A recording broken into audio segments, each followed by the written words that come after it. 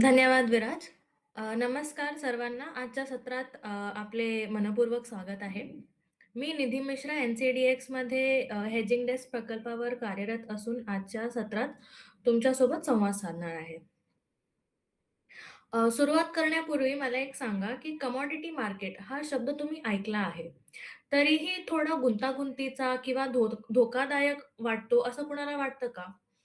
जर असं असेल, तर आजचं जे हे सत्र आहे, तर हे त्याचं उत्तर देण्याचं काम करणार आहे.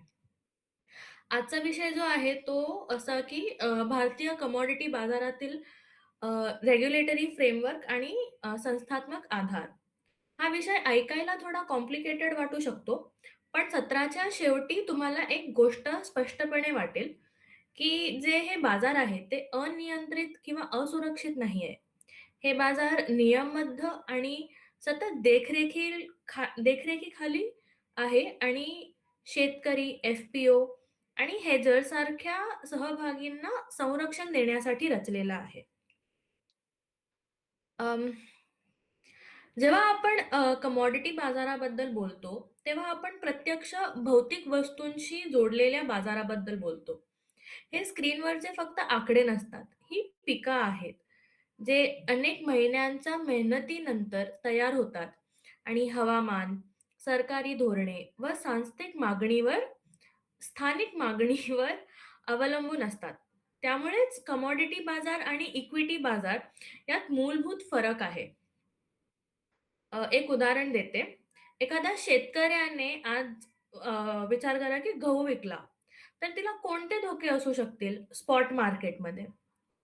तर अ, दर घसरण्याचा धोका, साठवणुकीतील नुकसान, गुणवत्तेवरून वाद, पैसे मिळायला उशीर, असे अनेक रिझन्स आहेत ज्यामुळे आपण स्पॉट मार्केटवर अ, अ, ट्रेड करता ट्रेड करताना प्रॉब्लेम्स येऊ शकते आपल्याला. कमॉडिटी बाजार जे आहे, हे धोके कमी करण्यासाठी असतात. पण हे तेव्हाच शक्य होतं, जेव्हा बाजारावर मजबूत नियम असतं. नियम नसतील, तर असे बाजार सट्टेबाजीचे केंद्र बनू शकतात. नियम असतील, तर ते नियोजन आणि संरक्षणाचे साधन बनतात. आता आपण विचार करूया की 1 मिनिट.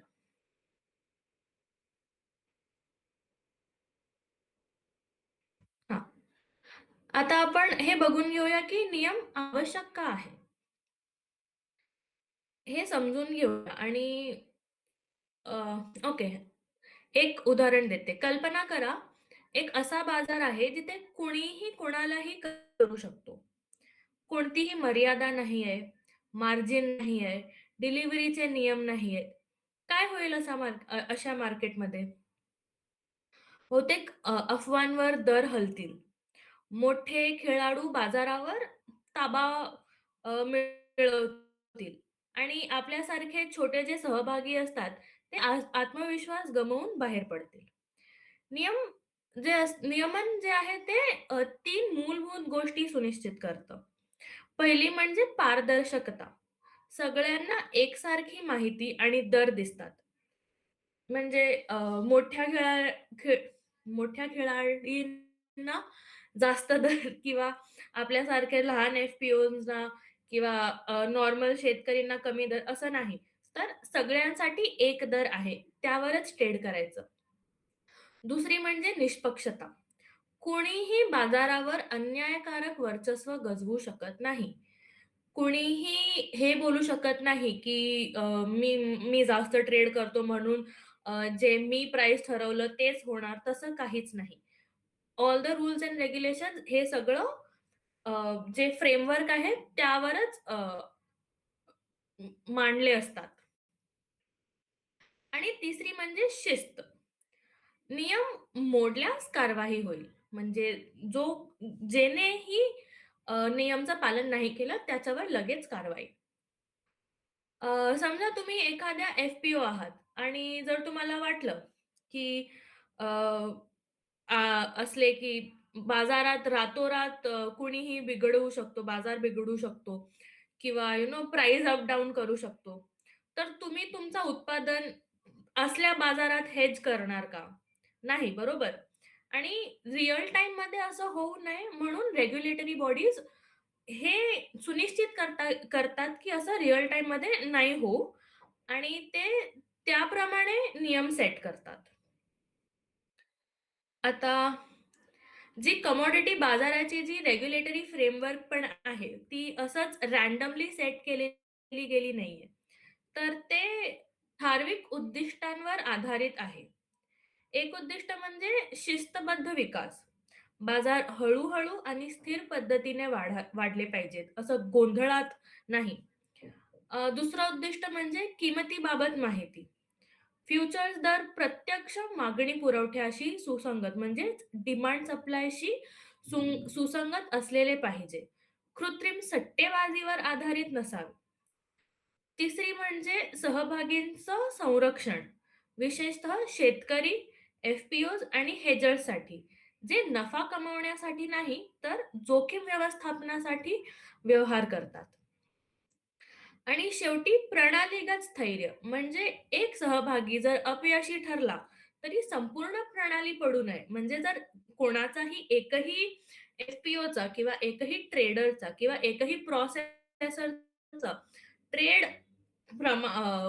सिस्टम प्रमाणे नाही पडलं, तर पूर्ण सिस्टम कोलॅप्स होऊ नये ह्याचा पण म्हणजे ह्याला पण लक्षात ठेवून त्यांनी तसं नियम प्रणाली तशी बनवलेली आहे. आज आपण जे प्रत्येक संस्थेबद्दल बोलणार आहोत, ती या उद्दिष्टांपैकी किमान एका उद्दिष्टाशी जोडलेली आहे. तर जी पहिली आहे, ती आपली अ, नाही, हां. एका ओके, नेव्हर माइंड. भारतीय कमोडिटी बाजार एकच संस्थेद्वारा चालत नाही. हे एक स्तरबद्ध रचना आहे. सर्वात वर आहे भारत सरकार. धोरणात्मक दिशा ठरवते. जे धोरणात्मक दिशा ठरवते, त्याखाली आहे सेबी म्हणजे नियामक संस्था. त्यानंतर एन-सी-डी-एक्स सारखे एक्सचेंजेस, क्लिअरिंग कॉर्पोरेशन, डब्ल्यू-डी-आर-ए, गोदाम आणि मध्यस्थ हे सगळे येतात. याकडे एक व्यवस्थित पुरवठा साखळी प्रमाणे म्हणजे किंवा एक पिरामिड स्कीम प्रमाणे आपण पाहू शकतो. धोरण दिशा ठरवणं नियम धोरण दिशा ठरवतं, नियमन नियम ठरवतं, बाजार संस्था अंमलबजावणी करतात आणि सहाय्यक यंत्रणा प्रणाली सुरळीत ठेवते. यापैकी एकही घटक कमकुवत असले तर संपूर्ण रचना अडचणीत येते.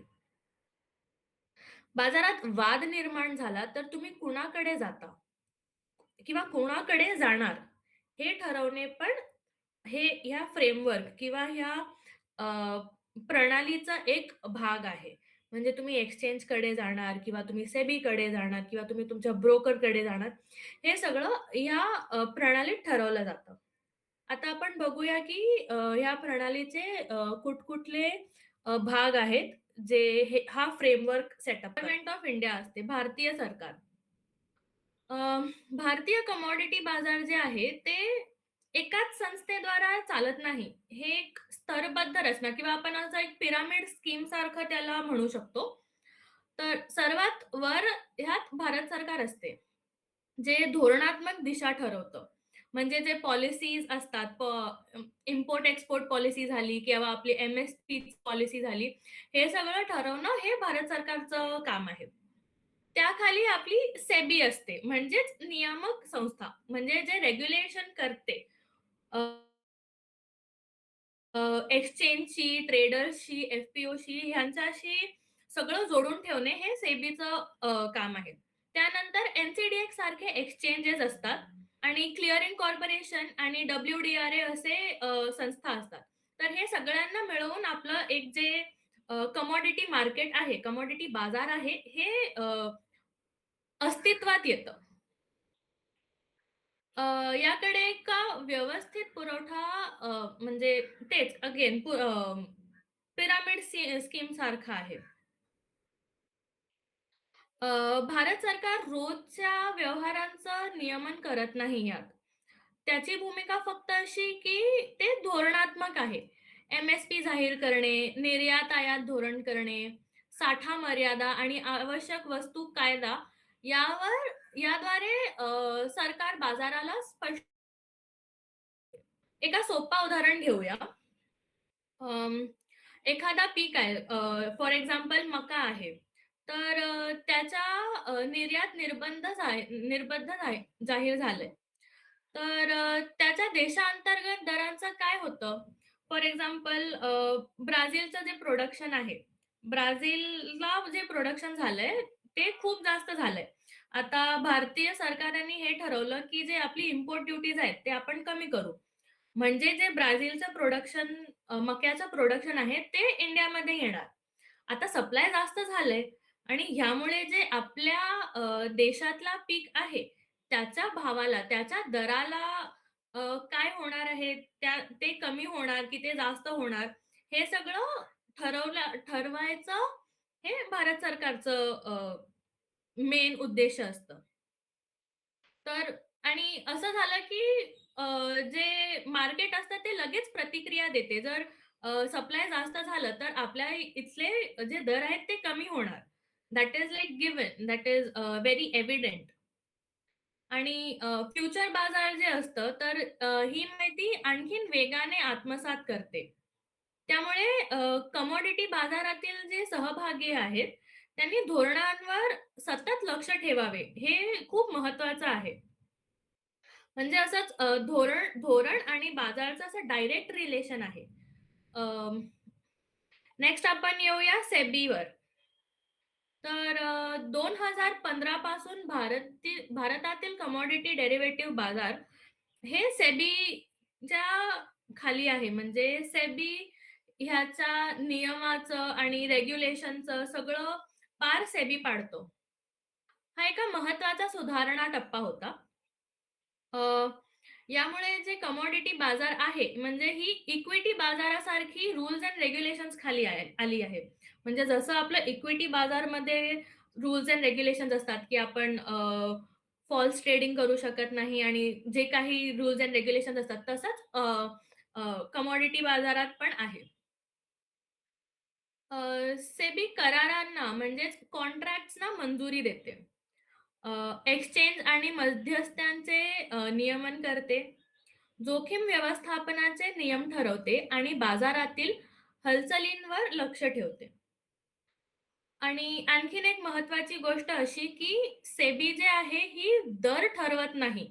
जी किंमत असते आपल्या कमोडिटीची ही सेबी ठरवत नाही. तर पण दर कसे ठरले, कसे शोधले गेले, हे सगळं प्रक्रिया अनबायस्ड आणि पारदर्शक आहे की नाही हे सेबी पाहतं. अ, सहभागींकरिता जे करार असतात म्हणजे जे बायर्स आणि ट्रेडर्सचे जे कॉन्ट्रॅक्ट्स असतात, पोझिशन लिमिट्स जे असतात आणि मार्जिनची जी अट असते म्हणजे एका क्विंटलवर समजा फॉर एक्झाम्पल एका क्विंटलवर किती मार्जिन द्यायचंय, ते ठरवणे आणि ट्रेडचे देखरेख हे सगळं सेबी खाली येतात. म्हणजेच अनिश्चितता कमी होते आणि विश्वास वाढतो. ब्रोकर्स आणि जे ट्रेडिंग मेंबर्स असतात, ते पण सेबीच्या खालीच येतात. म्हणजेच त्यांना पण सेबीचे जे नियम आहेत, म्हणजे जे रूल्स एंड रेग्युलेशन्स आहेत, त्याचं पालन करावं लागतं. ह्यामुळे जे एफ-पी-ओज आणि शेतकरी आहेत, त्यांना फ्रॉड पासून ते सुरक्षित राहतात. आता ह्याच्यानंतर आहे आपले एन-सी-डी-एक्स म्हणजे एक्सचेंज जे प्लॅटफॉर्म आहे, एक्सचेंज प्लॅटफॉर्म आणि क्लिअरिंग कॉर्पोरेशन. तर ह्यांचं असं, की एन-सी-डी-एक्स सारखे कमोडिटी एक्सचेंज म्हणजे बाजार चालवणारे ठिकाण आहेत हे. म्हणजे प्लॅटफॉर्म देतात हे आपल्याला ट्रेड करण्यासाठी. जिथे खरीददार आणि विक्रेते एकत्र येऊन व्यवहार करतात.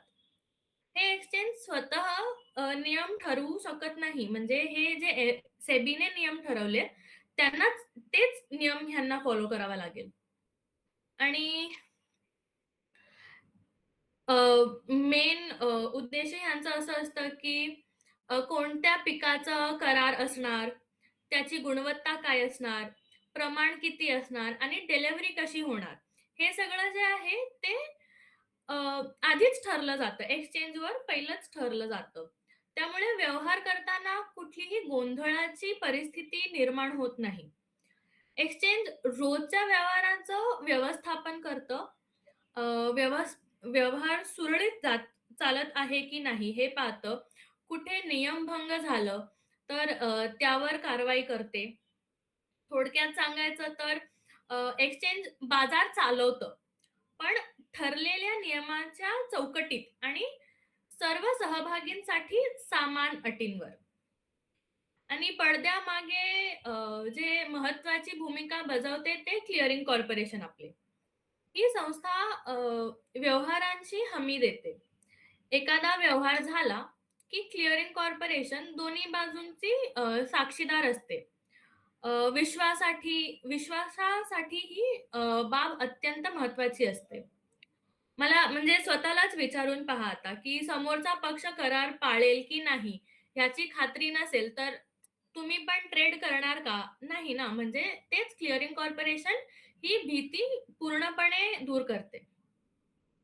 आणि आपलं फायनल जे आपलं लास्ट पायरं असतं ते म्हणजे गोदाम आणि डिलिव्हरीचे मध्यस्थ. अ, ह्याची मेन बॉडी आहे ती WDRA. कमोडिटी बाजाराच्या शेवटचा प्रत्यक्ष डिलिव्हरीत होऊ शकते. सेबी मान्यता प्राप्त आणि WDRA नोंदणीकृत गोदाम गुणवत्तेचे निकष ठरवतात.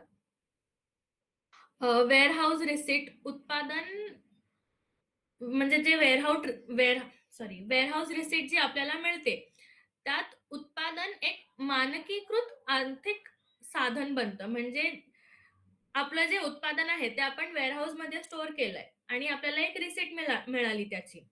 तर ते रिसीट घेऊन आपण पुढचं ट्रेड करू शकतो. आपल्याला उत्पाद प्रत्येक बाजारात घेऊन जायचं असं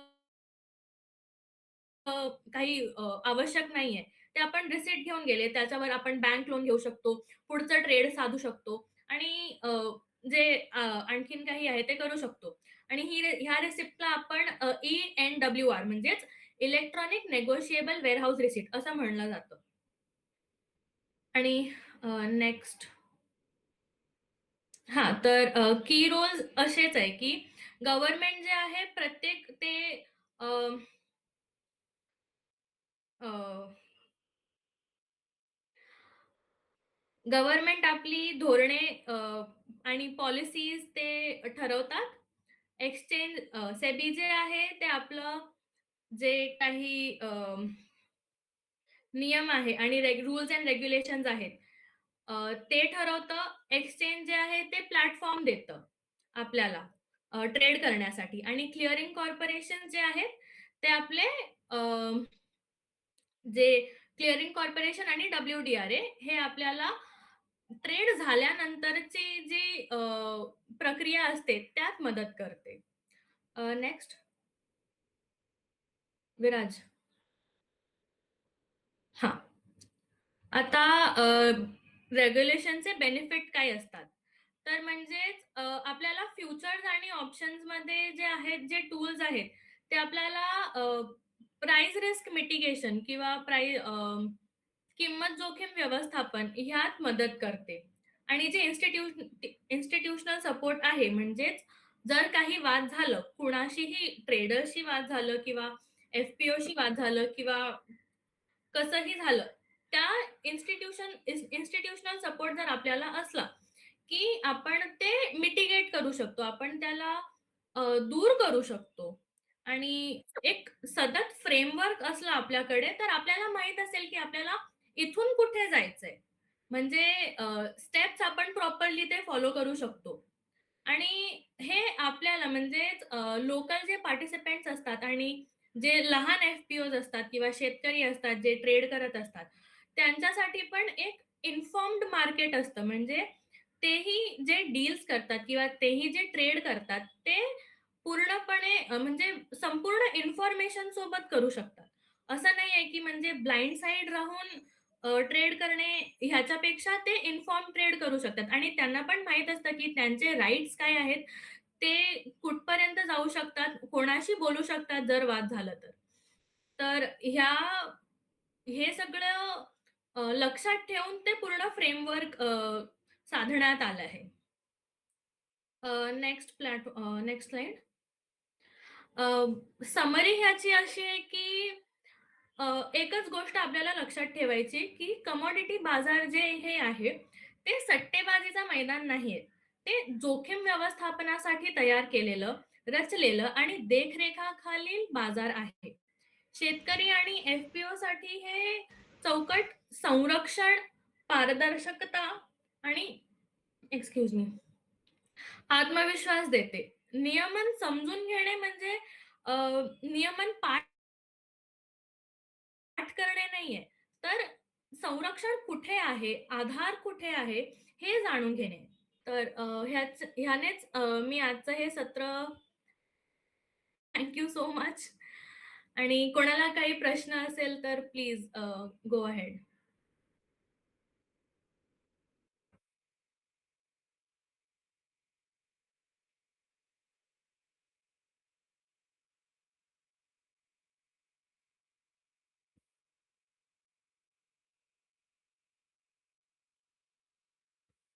कोणाला काही प्रश्न आहे का आजच्या सत्राबाबत?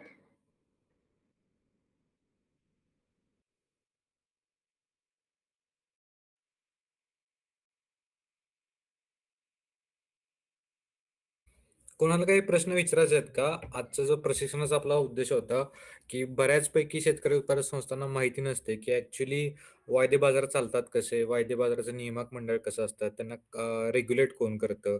किंवा बऱ्याचपैकी शेतकऱ्यांच्या डोक्यांमध्ये हे प्रश्न असतात, की बरोबर गव्हर्नमेंटचं आहेत का? यामध्ये काही रिस्क आहेत? हे बऱ्यापैकी लोकांना म्हणजे प्रश्न भेडसावत असतात. त्याबाबत त्यांना जागरूकता नसते. तर आजच्या प्रशिक्षणाचा हा उद्देश होता आपला, की वायदे बाजार कसा चालतो? ॲक्चुअली डेरिव्हेटिव्ह मार्केटमध्ये, कमोडिटी मार्केटमध्ये कोणते-कोणते घटक असतात, तर ते आपल्याला आज माहिती कळालेली आहे.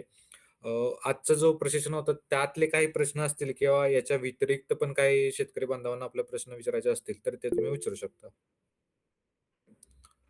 हां, येस विचारा ना. सर. हं, सर.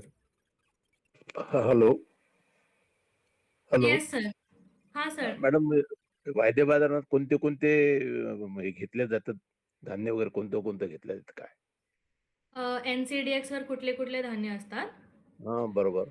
हां, सर मेजरली आपलं जे असतात ते आपण जे आता हेजिंग डेस्कमध्ये डील करतोय ते मेनली कॉटन, मका, अ, टर्मरिक हळद असे आहेत.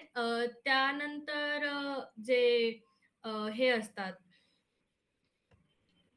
अ, गहू आहे, बाजरा आहे किंवा चणा आहे, सोयाबीन तर बऱ्यापैकी कॅन्सलच केलं निधी गेलंय आणि येस, राइट.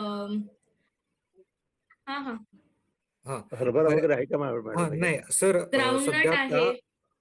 सध्या ग्राउंडनट आता आहे. हरभरा नाहीये. तर बऱ्यापैकी आता आपल्याकडे जे महाराष्ट्रातले मुख्य पिकं आहेत, तर त्यामध्ये कापूस आहे, हळद आहे आणि मका आहे. सध्या आता ह्या 3 जे आपल्या ॲग्रीकल्चर कमोडिटी आहेत, ह्याच्यावरती जास्त भर आहे. आता सोयाबीन आणि जो हरभरा ऑलरेडी होता, पण आता नाहीये. भारत सरकारच्या आपल्या निर्देशानुसार ते आपल्याला ॲग्रीकल्चर कमोडिटीच्या डेरिव्हेटिव्ह मार्केटमधनं बाहेर केलेले आहेत. आणि कापूस कसा ठेवला जाते? सर कापूस आहे ना एन-सी-डी-एक्समध्ये कापूस हो, आहे, हो. त्याची पेंड आहे. नाही, नाही. कापूस मधलं कोणत्या पद्धत कशा पद्धतीनं ठेवल्या जाईल तिथे? हां, त्याचे क्वालिटी पॅरामीटर पाहिजेत का सर? हां, हां. हां. हां. सर बऱ्यापैकी ते कापसाचे जे आपले क्वालिटीचे पॅरामीटर आहेत ना, तर ते आपल्या एन-सी-डी-एक्सचं संकेतस्थळ आहे. तर त्यामध्ये तुम्ही भेट दिली, तर कंप्लीट क्वालिटी पॅरामीटर्स येतात. क्वालिटी पॅरामीटर्समध्ये त्याची स्टेपल लेंथ असेल, त्यानंतर त्याचा जो मॉइश्चर कंटेंट असेल, त्यामध्ये किती आपले जे फॉरेन मटेरियल असतात, किती घटक, किती तुकडे किती आहेत, हे सर्व त्याच्यामध्ये दिलेलं आहे. सर आपली शेतकरी उत्पादक अच्छा. संस्था आहे का? हो, सर. हां, सर कोणती आहे आपली शेतकरी हो, उत्पादक हो. संस्था? Sinka farmer producer company Chincholi Shingane. Okay sir. Sir मला तुमचा नंबर द्याल का? मी सेशन झाल्यानंतर तुम्हाला कॉल करतो आणि ते पाठवून देतो सर्व माहिती. हो, घ्या सर. 9764 हां, बोला. 97 98 64 64 75 27 97 80. 64 97 64 97 64 75 27 80. ओके. धन्यवाद साहेब. मी तुम्हाला फोन करतो. ठीक आहे, ठीक आहे. माहिती पाठवून देतो सर तुम्हाला. हो, हो. Okay, okay. धन्यवाद.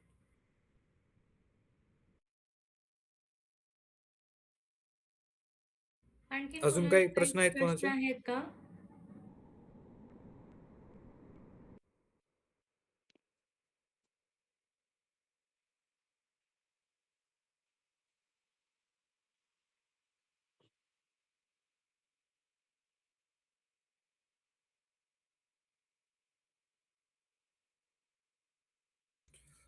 ठीक आहे. तर बऱ्यापैकी मला वाटतं शेतकरी बंधूंना आपले काही प्रश्न नाही आहेत सध्या आत्ता.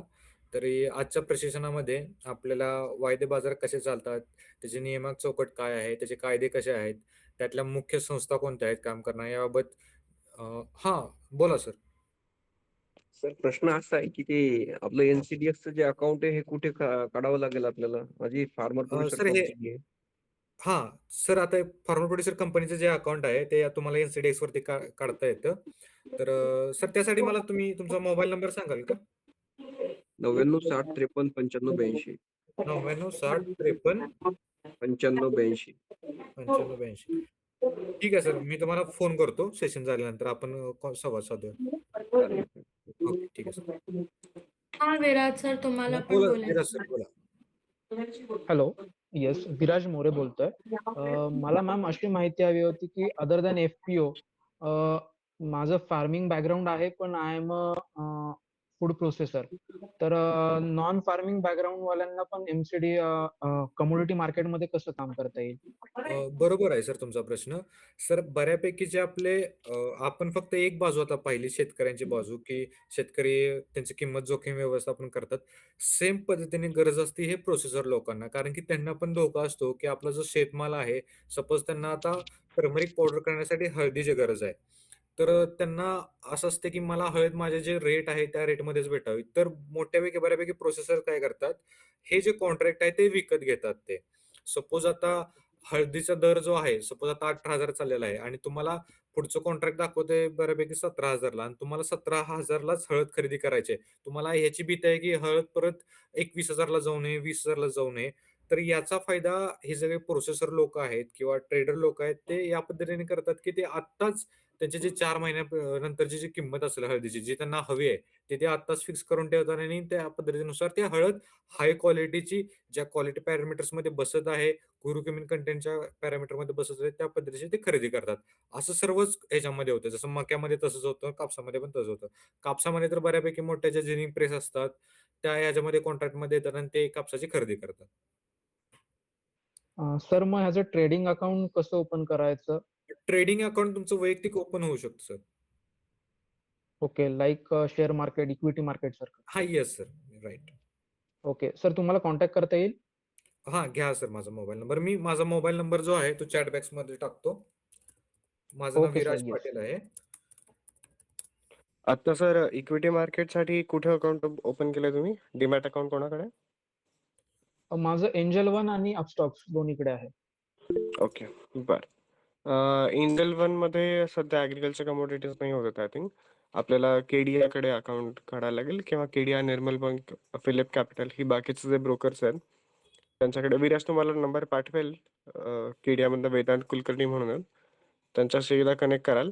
आपलं नॉमिनल फक्त एक 3-4 डॉक्युमेंट्स द्यायला लागतात आपल्याला के-वाय-सीसाठी. आणि आपली जर सी-बी-ओ असेल तर एक 12-13 डॉक्युमेंट्स द्यायला लागतात.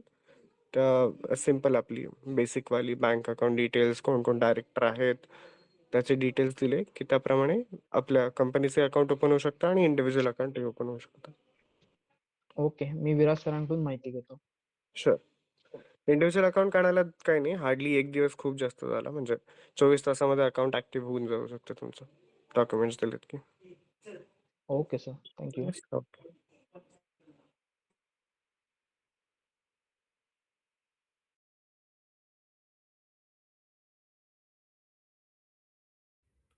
अजून कोणाचे काही प्रश्न वगैरे आहेत का?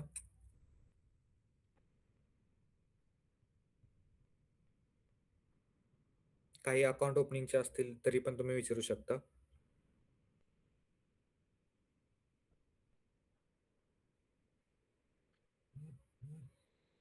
धन्यवाद सर्वांचा. तर आजच्या या प्रशिक्षणामध्ये आपल्याला जे आपले वायदे बाजार आहेत, तर वायदे बाजाराचे नियमक चौकटी असतील, त्यात जे कायदे असतील, त्यातल्या संघटित ज्या आपल्या संस्था असतील, याबाबत निधी मिश्रांनी आपल्याला माहिती दिली.